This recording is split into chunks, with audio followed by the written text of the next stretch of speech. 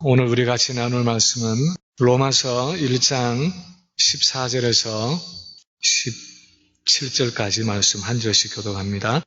헬라인이나 야만인이나 지혜 있는 자나 어리석은 자에게 다 내가 빚진 자라. 그러므로 나는 할 수 있는 대로 로마에 있는 너희에게도 복음 전하기를 원하노라.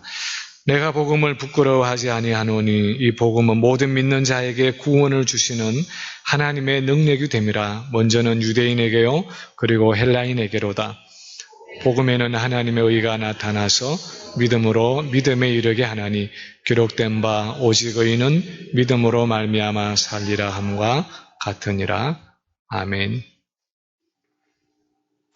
예수 믿는 일이 참 간단하게 생각되던 시절이 있었습니다. 예를 들어서 우리가 잘 아는 이 최건능 목사님으로 알고 있는 이 최봉술 목사님이 사시던 1900년도 초에 그분이 다니면서 예수천당 불신지옥 그렇게 전도를 할 때만 해도 그냥 예수 믿으면 천국에 가고 예수 안 믿으면 지옥 갑니다 하는 굉장히 단순한 복음을 가지고도 신앙생활을 하는 것이 그렇게 힘들지 않았는지도 모르겠습니다. 왜냐하면 그 시대는 생활 자체가 너무너무 단순했고 또 전해지는 복음 자체도 굉장히 단순했습니다.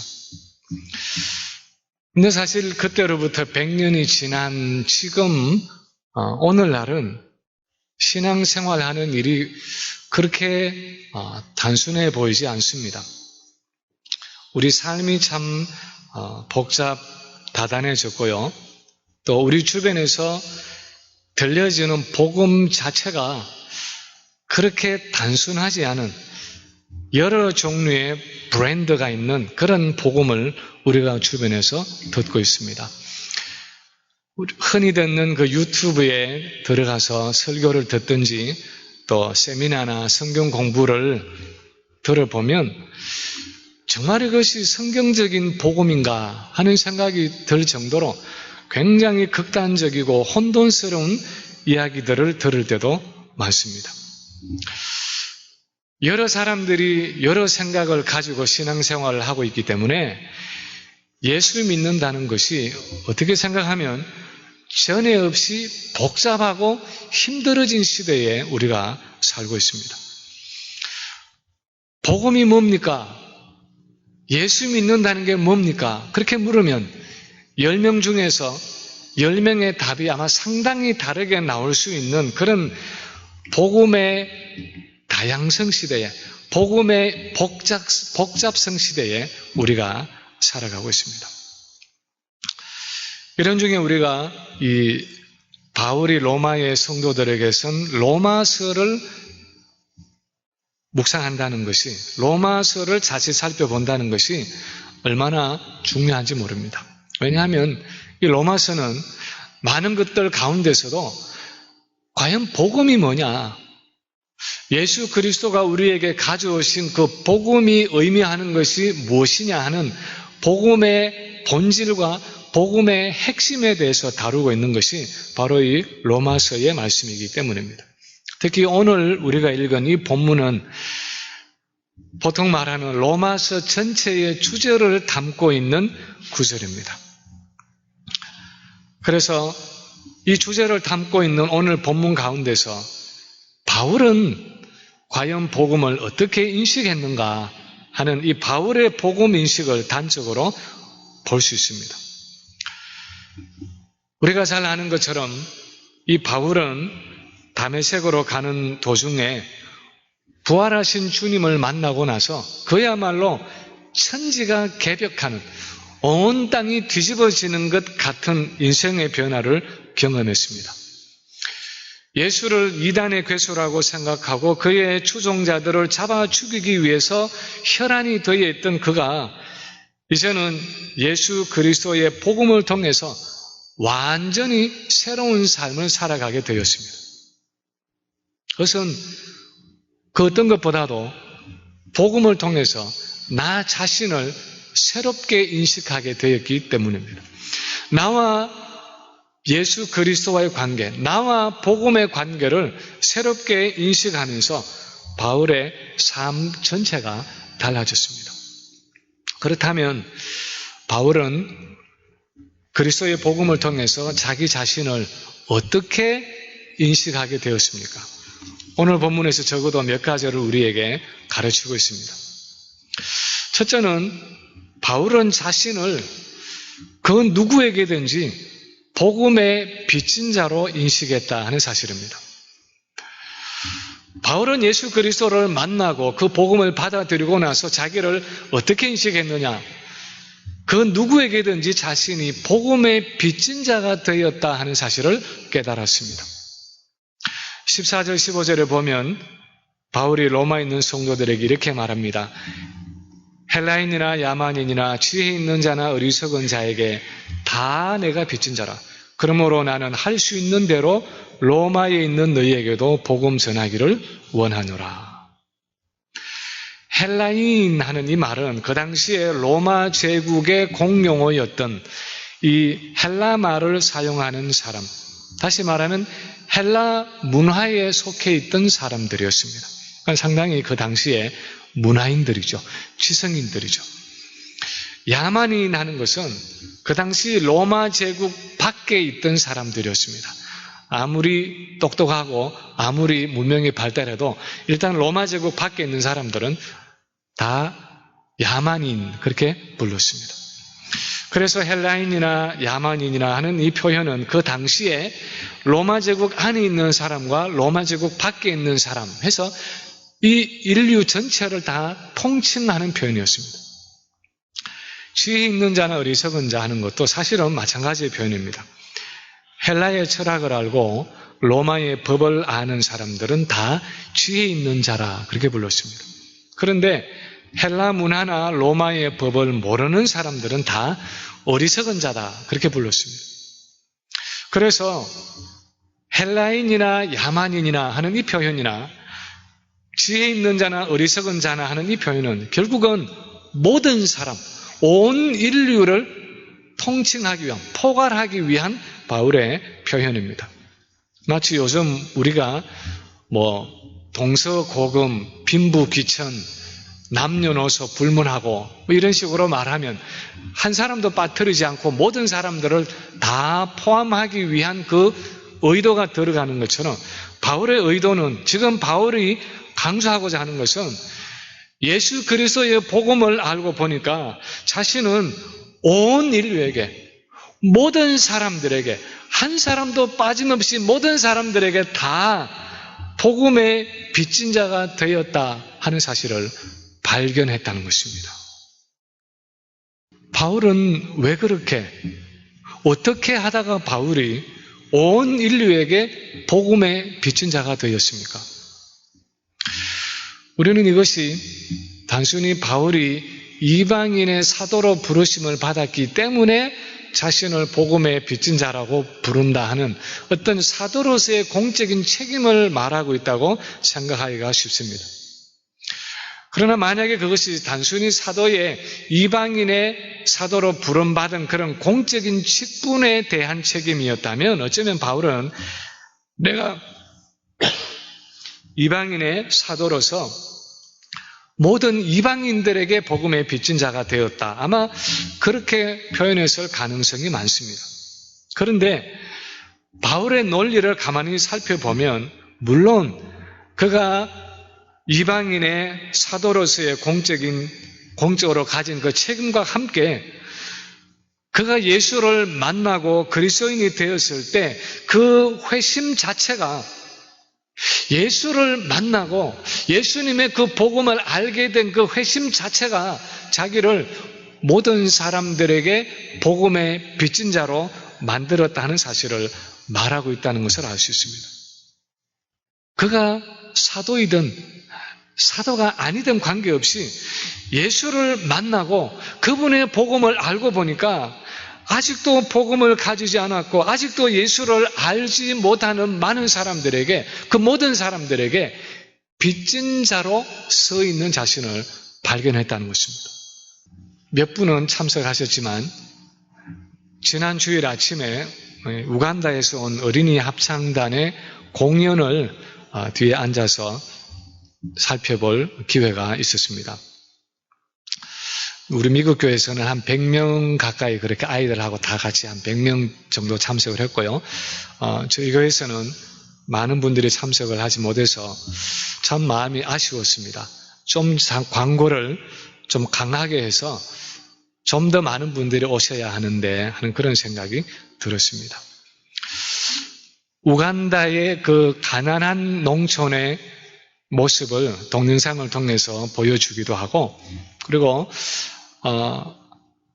초등학교 학생들이죠. 그러니까 아마 한 7, 8살부터 12살 정도 되는 그 아이들이 10명 정도 나와서 노래와 춤으로 공연을 했는데, 저는 그 아이들이 나와서 여기에서 이제 이 뒤에서 나와서 여기서 댄스를 하면서 노래를 할 때 제일 먼저 들었던 생각은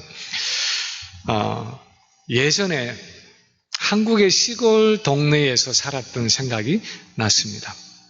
그 당시에 대부분 시골 가정들 너무너무 가난해서 1년에 몇 차례 명절이 아니면 정말 소고기 국물을 별로 보지 못했던, 또 소고기 국이 나와도 건더기는 별로 없고 국물만 있는 그런 음식을 먹던 그 1960년대 생각이 났습니다. 아마 저보다 더 앞선 세대에 사셨던 분들은 6.25 전쟁 후에 보릿고개나 힘들었던 그런 이 가난한 시절을 아마 이 아이들을 봤다면 떠올렸을 것입니다. 그 당시에 무슨 미국이 보내준 구호 물자로 그렇게 살아가고 선교사들을 통해서 받은 구제품으로 살아갔다는 그런 이야기도 듣습니다. 그때 선교사들이 세운 학교나 병원이 가난한 한국 사회를 살리고 미래의 인재를 키우는 그런 모판이 되었습니다. 이 아이들을 보면서 그때 살았던 생각이 나면서 그때 우리가 얼마나 많은 도움을 받아서 오늘날의 한국 사회가 있게 되었는가 하는 생각을 하게 되고, 그리고 이 미국에 살고 있으면서 아무리 미국에서 내가 가난하게 살고 아무리 힘들게 이민 생활을 한다고 해도 지금 우간다에서 온 이 아이들을 놓고 보면은 나는 정말 잘 살고 있는 것이구나 하는 생각을 할 수밖에 없는 자신을 돌아보면서 여전히 예전에 우리와 똑같은 가난과 무지 속에 있던 있는 아프리카의 가난한 나라들을 볼 때, 그리고 거기서 온 정말 참 가냘프고 수척한 그 아이들을 볼 때 나도 모르게 그 아이들에게, 그런 나라들에게 빚진 자가 되어 있는 자신을 발견하는 것입니다. 그들이 가지지 못하고 있는 것을 내가 가지고 있고, 그들이 누리지 못하고 있는 것을 내가 지금 누리고 있다는 것은 원튼 원하지 않든 간에 나를 빚진 자로 만드는 것입니다. 그런데 그런 상황은 나를 그냥 물질적으로만 그 사람들에게 빚진 자로 만드는 것이 아니라 어떤 문명의 이기에 있어서 내가 그들이 가지지 못한 문명을 누리고 있다는 그런 빚진 자로 만드는 것이 아니라 더더욱이 영적으로 나를 빚진 자로 만드는 것입니다. 그 우간다라는 나라뿐 아니라 아직도 그리스도의 복음이 없는 사람들을 향해서 우리는 이미 이 복음을 가지고 있고, 우리는 이미 이 복음의 혜택을, 축복을 누리고 있고, 어쩌면 이제는 그것이 차고 넘쳐서 그냥 발로 차고 다니는 것 같은 이런 시대에 살면서 우리는 아직도 복음이 없어서 죽어가는 그 사람들을 볼 때에 빚진 자로 그들 앞에 서 있다는 것입니다. 특히 예수님은 마지막 지상 명령을 통해서 가서 온 열방을 제자로 삼아서 세례를 주고 그들에게 복음을 전해야 할 것을 말씀하시면서 우리에게 그 복음을 주셨습니다.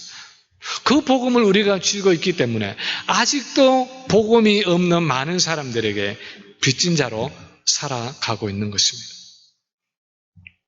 그 빚을 어떻게 갚느냐 하는 것은 우리 각자가 하나님 앞에서, 예수님 앞에서 답해야 할 일이겠지만 적어도 우리는 복음의 빚진 자로서 매일의 삶을 살아가고 있고 언젠가 주님 앞에 섰을 때에 내가 가진 이 복음의 빚에 대해서 어떤 모습으로든 결산해야 할 사람들이라는 것입니다. 그래서 첫 번째로 바울이 말하는 것은 예수 그리스도를 만나고 복음을 알고 보니까 내가 복음이 없는 모든 사람들에게 빚진 자로 서 있구나 하는 사실을 발견했다는 것입니다. 두 번째로 바울은 또한 자신은 복음을 부끄러워할 수 없는 자가 되었다, 그렇게 고백하고 있습니다. 16절에 바울이 말합니다. 우리 한번 16절을 같이 한번 읽겠습니다. 1장 16절 같이 읽습니다. 내가 복음을 부끄러워하지 아니하노니 이 복음은 모든 믿는 자에게 구원을 주시는 하나님의 능력이 됨이라. 먼저는 유대인에게요 그리고 헬라인에게로다. 사실 바울은 회심하기 전에 예수의 제자들이 전하던 그 복음을 참 부끄럽고 수치스럽게 여기던 사람이었습니다.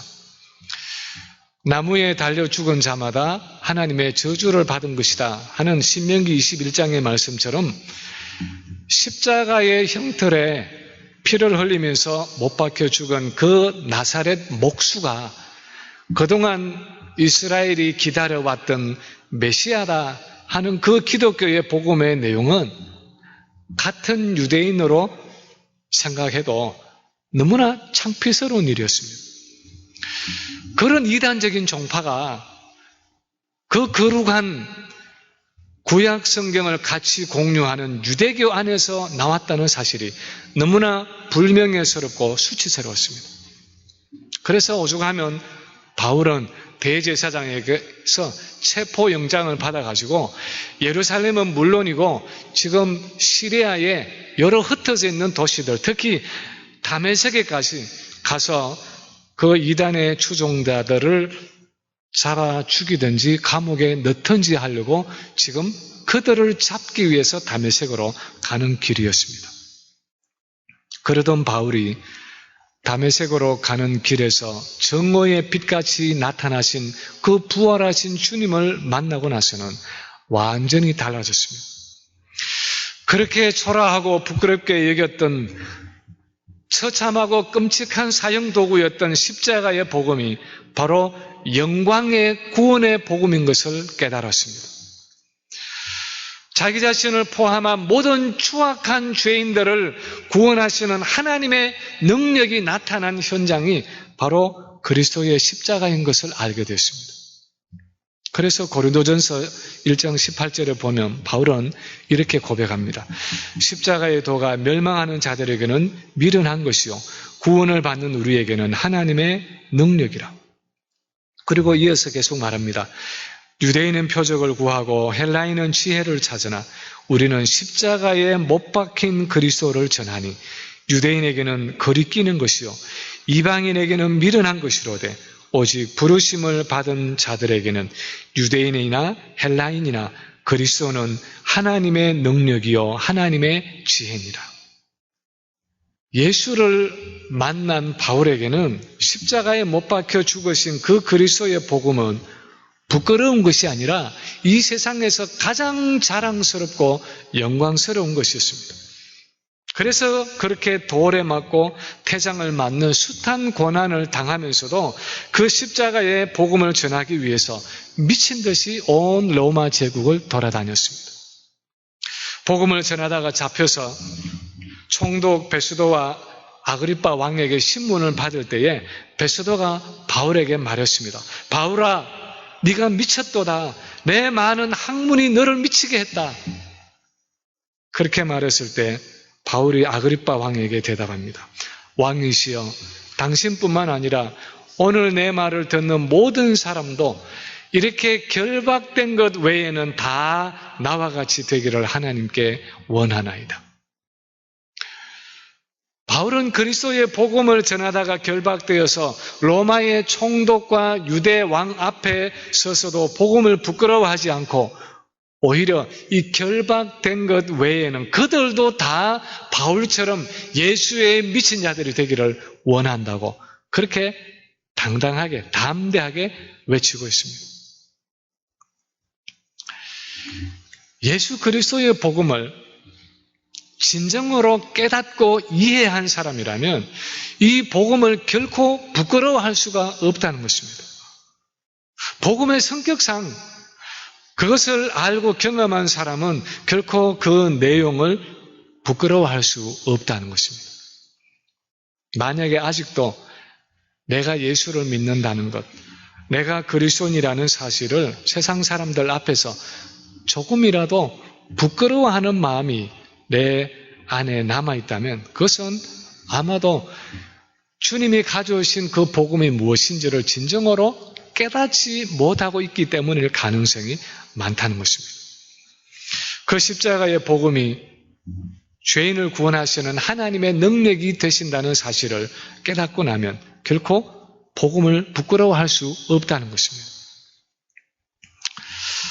앞에서 말씀드린 이 최권능 목사님, 최봉술 목사님의 삶이 우리 시대의 관점으로 보면 참 우직스럽고 또 극단적이다 생각하는지 모르지만 적어도 복음을 부끄러워하지 않는 그의 열정은 우리가 본받을 필요가 있습니다.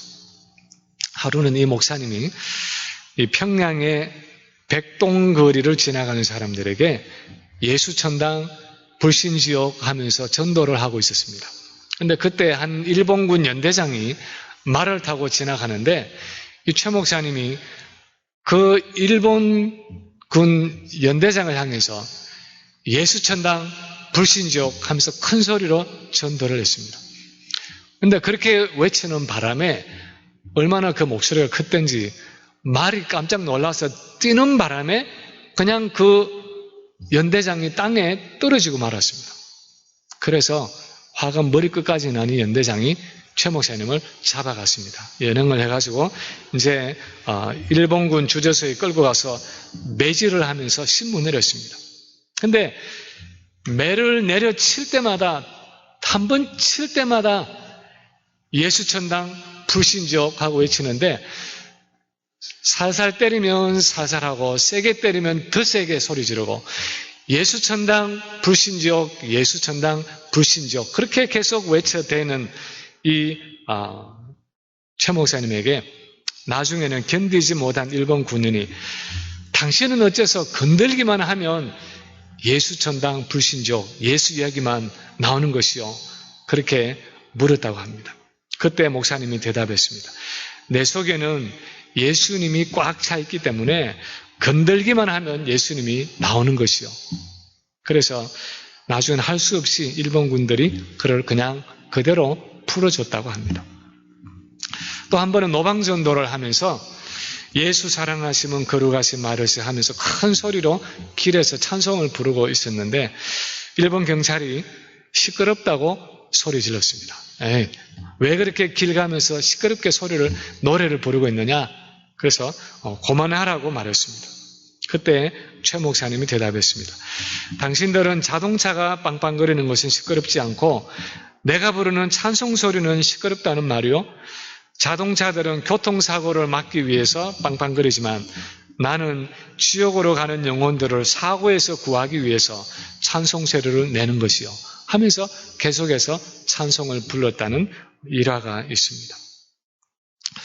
우리는 이 최 목사님이나 그 시대의 그리스도인들을 생각하면 그 이야기를 들으면 어쩌면 참 무지하고 우직스럽고 독선적이다 생각할지 모르지만 적어도 우리가 그 시대의 그리스도인들에게 배워야 하는 것은 그들은 그리스도의 복음을 부끄러워하지 않았다는 것입니다. 예수님의 십자가의 복음이 죄인을 구원하시는 하나님의 능력이 되신다는 사실을 알았기 때문에 순교할지언정 복음은 그들의 부끄러움이 아니라 자랑이요 영광이 되었다는 사실입니다. 세 번째로 바울은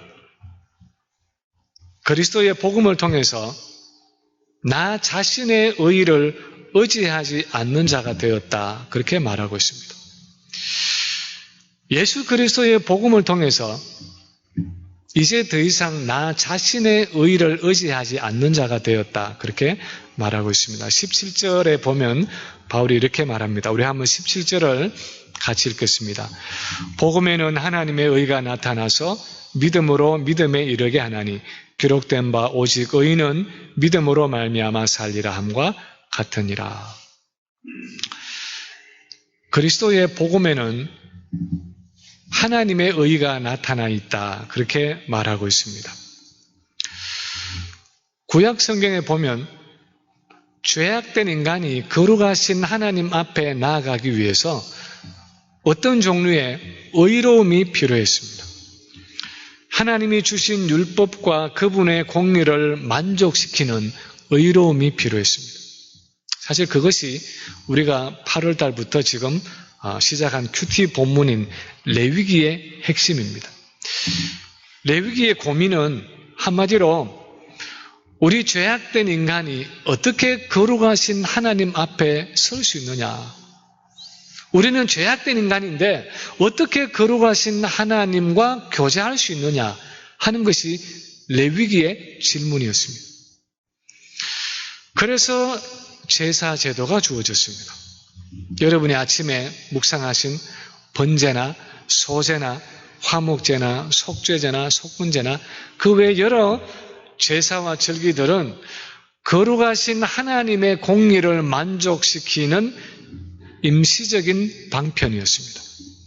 그것을 임시적인 방편이라 그렇게 부르는 이유는 그것이 무엇이든지 간에 구약의 제사와 절기는 실체가 되시는 예수 그리스도가 오실 때까지 임시적으로 잠정적으로 주어진 하나님의 형벌을 유보시키는 그림자에 불과했다는 것입니다.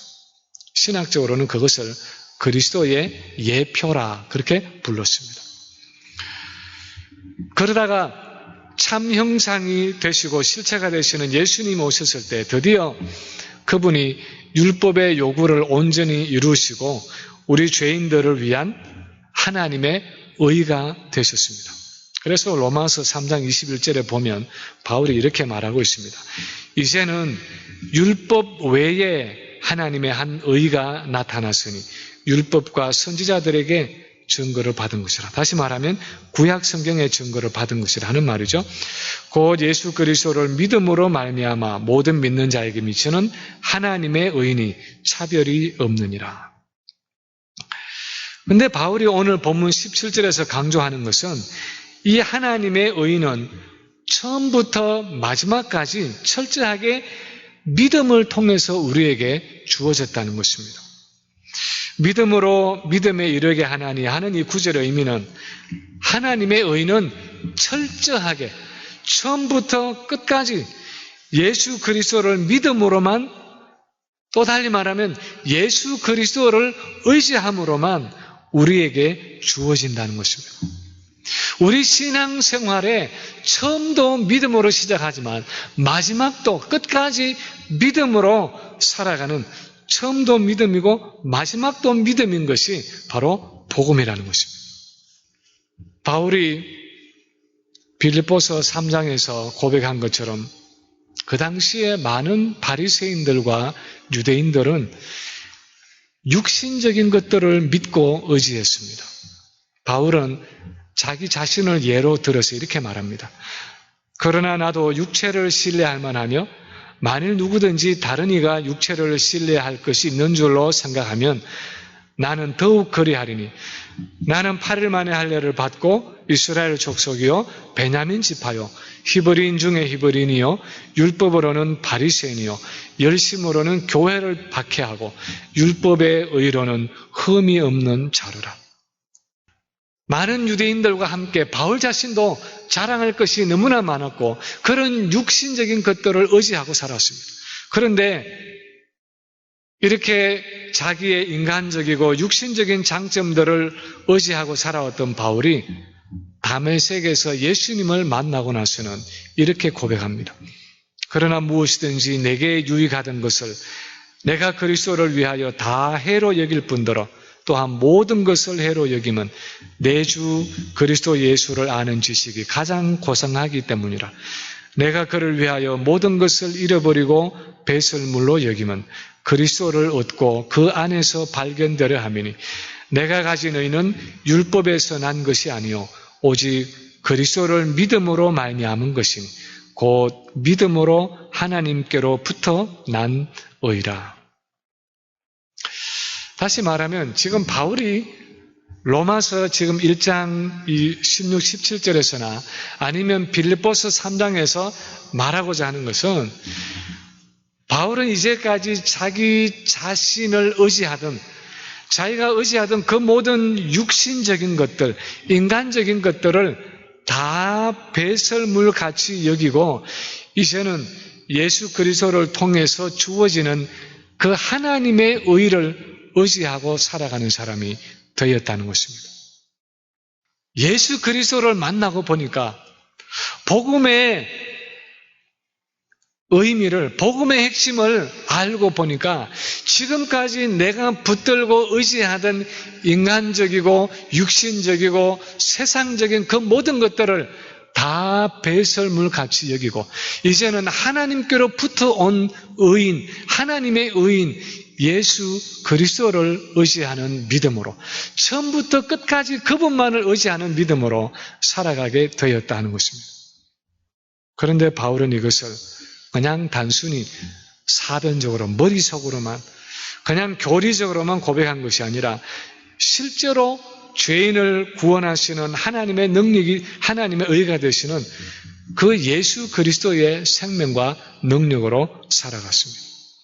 그래서 바울은 갈라디아 2장 20절에 보면 내가 그리스도와 함께 십자가에 못 박혔나니 그런즉 이제는 내가 사는 것이 아니요 내 안에 그리스도가 사신다 그렇게 고백하고 있고 또 골로새서에서는 나도 내 속에서 능력으로 역사하시는 이의 역사를 따라서 힘을 다해서 수고한다.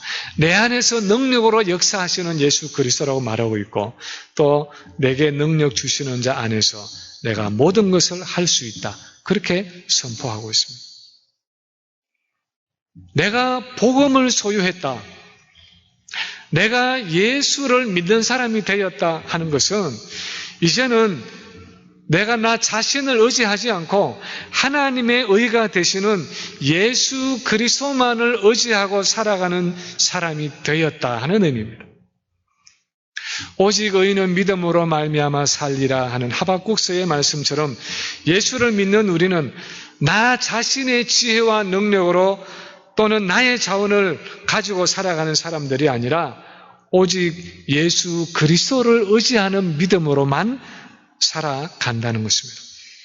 내 인생의 궁극적인 의미와 목적이 예수 그리스도일 뿐 아니라 내가 내 인생을 살아가는 방식도 예수 그리스도를 의지하는 방식으로 살아간다는 것입니다. 오늘날 우리 기독교가 가지고 있는 오늘날 우리 한국의 기독교이든지 이곳 미주의 기독교이든지 어쩌면 굉장히 교묘하지만 우리가 가지고 있는 병폐 중에 하나는 예수를 믿는다 그렇게 말을 하고 그렇게 고백을 하고 세례를 받고 살아가지만 많은 그리스도인들이 실제 생활 속에서는 예수를 믿지 않는다는 것입니다. 다시 말하면 예수를 믿는다 하는 예수님을 의지하는 그 마음이 없이 예수를 의지하지 않고 살아간다는 것입니다. 예수 그리스도의 생명과 능력으로 살아가는 것이 아니라 여전히 내 자신의 육신적인 생명과 내 자신의 인간적인 것을 의지하고 살아가면서도 여전히 예수를 믿는다 말하면서 살아가고 있다는 것입니다. 예수 그리스도라는 하나님의 의가 아니라 여전히 인간 아무개라는 나 자신의 의를 가지고 살아가면서 내가 예수를 믿고 살아가고 있다고 그렇게 생각한다는 것입니다. 예전에 제가 한국 시골의 동네에서 살아갈 때에 면사무소가 있는 동네는 굉장히 이 언덕 꼭대기에 있는 동네인데 그 사무소로 올라가는 언덕길이 있었습니다. 그 언덕길에는 이 자전거를 타고 가는 사람들은 다 누구든지 할 것 없이 그 자전거에서 내려서 자전거를 옆에서 이렇게 끌고 올라가든지, 아니면 만약에 짐을 실었으면 뒤에서 누군가가 밀어서 올라가야 하는 그런 언덕길이었습니다. 왜냐하면 그 언덕길은 경사가 상당히 가파르고 그 언덕이 굉장히 긴 언덕길이기 때문에 누구든지 자전거를 타고 올라가려면 내려서 끌고 올라가야만 했습니다. 그런데 그 언덕길에도 사람이 내리지 않고 처음부터 끝까지 타고 올라가는 자전거가 있었습니다. 그것은 보통 자전거가 아니라 그 당시에 짐 자전차에 오토바이 엔진을 붙인 자전거였습니다. 어떤 사람이 자기 자전거에다가 그렇게 오토바이 엔진을 붙여가지고 이제 타고 다니는데, 우리는 그것을 오토바이 자전거라 그렇게 불렀습니다. 소리는 좀 요란했지만 이 자전거는 뒤에 짐을 잔뜩 싣고도 그 언덕길을 한 번도 멈추지 않고 처음부터 끝까지 그 엔진을 걸어서 그냥 끝까지 타고 올라가는 그런 자전거였습니다. 그러다가 이 사람이 평지를 갈 때는 오토바이 엔진을 끄고 그냥 페달을 밟아서 보통 자전거처럼 타고 다녔습니다. 제 어린 눈에 그 사람이 가지고 있는 그 자전거가 참 부러웠습니다. 그래서 나도 자전거에 오토바이 엔진이 있으면 참 좋겠다, 그렇게 생각을 했던 적이 있었습니다. 근데 성경을 읽어보면 우리 그리스도인들에게는 두 개의 엔진이 있다고 말하고 있습니다. 두 개의 기어가 있다고 말하고 있습니다. 한 기어는 우리 육신의 목적과 방식과 능력을 가지고 살아가는 기어입니다. 회심 전에 바울처럼 내가 어떤 가문에서 자랐고 어떤 교육을 받았고 내가 어떤 교양과 지성을 가졌으며 내가 얼마나 탁월한 인생의 자원을 가졌는가 하는 그것을 의지하고 살아가는 삶입니다. 그리스도인이라고 말을 하지만 궁극적으로는 나의 목적과 나의 계획과 나의 야망을 이루기 위해서 살아갑니다. 나의 의의를 자랑하면서 내 자신을 의지하면서 내 자신의 능력으로 살아가는 한 방식이 있습니다. 그 기여를 걸고 살아갈 수 있다는 것입니다. 그렇지만 또 한 기여가 있습니다. 이것은 복음 안에서 예수 그리스도의 목적과 계획과 능력을 가지고 살아가는 방식입니다. 회심 후에 바울처럼 내가 어떤 가문에서 자랐고 어떤 교육을 받았고 어떤 교양과 지성을 가졌으며 어떤 인생의 자원을 가졌느냐를 의지하지 않고 오히려 그런 것들을 배설물같이 여기고 그 대신에 내 안에 계시는 그 예수 그리스도의 생명과 능력을 의지하고 살아가는 삶입니다. 궁극적으로 내 뜻을 이루는 삶이 아니라 나를 향해서 하나님이 가지고 계시는 그 목적과 계획을 이루는 삶입니다. 그것은 나의 의가 아니라 예수 그리스도 안에 있는 하나님의 의를 의지하는 삶입니다. 하박국서에서 오직 의인은 믿음으로 말미암아 살리라 하고 말한 것처럼 오직 예수 그리스도를 의지하는 믿음으로 살아가는 삶입니다. 그래서 결과적으로 그 삶의 열매는, 그 삶의 결과는 갈라디아서 5장에서 말씀하고 있는 성령의 열매와 성령의 능력을 나타내는 삶입니다. 제가 한국에서 목회하시는 어느 목사님을 통해서 신앙생활에서 다른 어떤 것보다도 24시간 예수님을 바라보며 삽시다 하는 그분의 구호를 들은 지가 한 2, 3년 되는 것 같습니다. 처음에는 그분의 하는 말씀이 너무 좀 극단적이고 어쩌면 너무 예수님을 바라보기만 하면 된다 그렇게 말하니까 너무 소극적인 영성을 강조하는 것 아닌가 하는 생각이 있었지만 시간이 가면 갈수록 그 말씀이 우리 그리스도인들은 그 어떤 것보다도 24시간 예수님을 바라보아야 합니다 하는 그 말이 저는 성경적인 가르침에 가깝다는 생각을 하게 되었습니다. 설교를 들어보면 그분이 이런 간증을 합니다. 할아버지가 목사이고 아버지가 목사임. 그래서 3대째 목사로 살아가는 그런 신앙생활을 하면서도 군대에서 한쪽 다리를 절단해야 하는 그 위기에 부딪히기까지는 본인은 성경적인 신앙생활을 하지 못했다.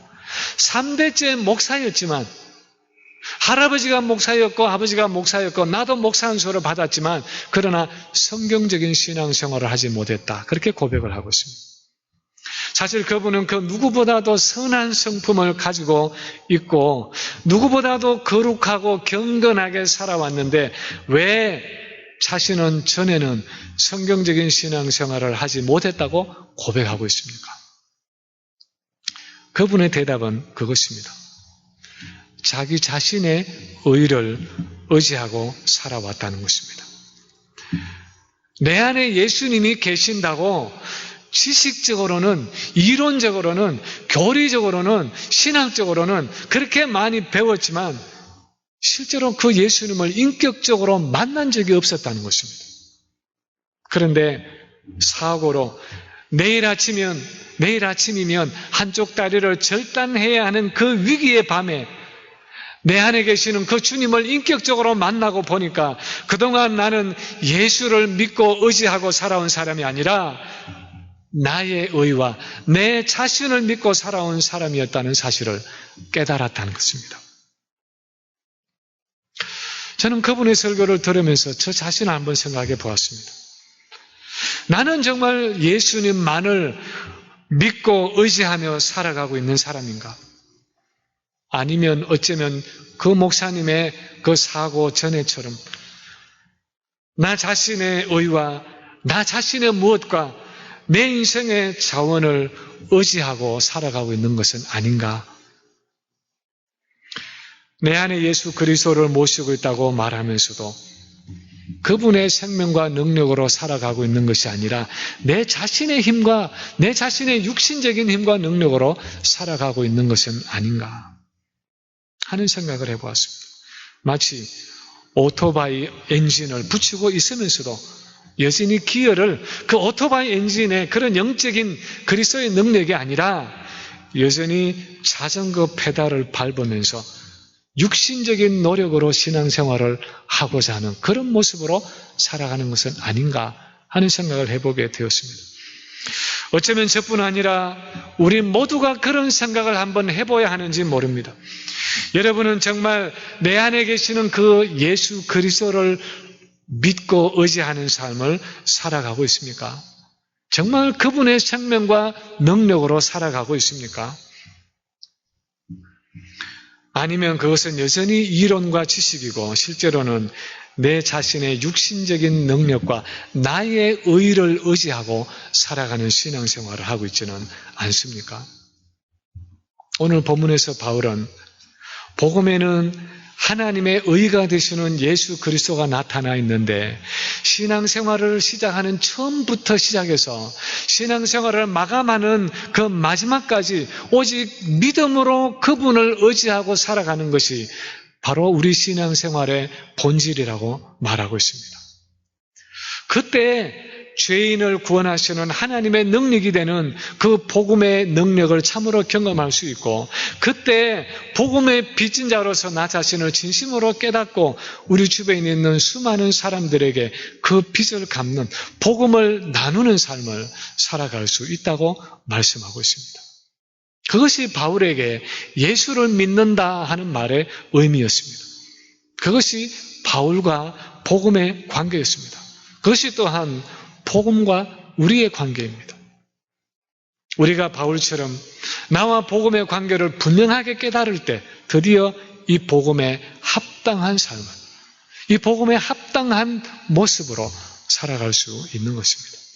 바라기는 우리 모두가 다 이 바울처럼 복음의 빚진 자로서 우리 자신을 인식하고 또 그 복음을 부끄러워하지 않는 모습으로 살아가고 예수 그리스도만을 온전히 의지하고 그분의 생명과 능력으로 살아가므로 하나님께서 우리에게 주신 이 복음에 합당한 삶을 살아가는 우리 모든 성도들 되시기를 주님의 이름으로 간절히 축원합니다.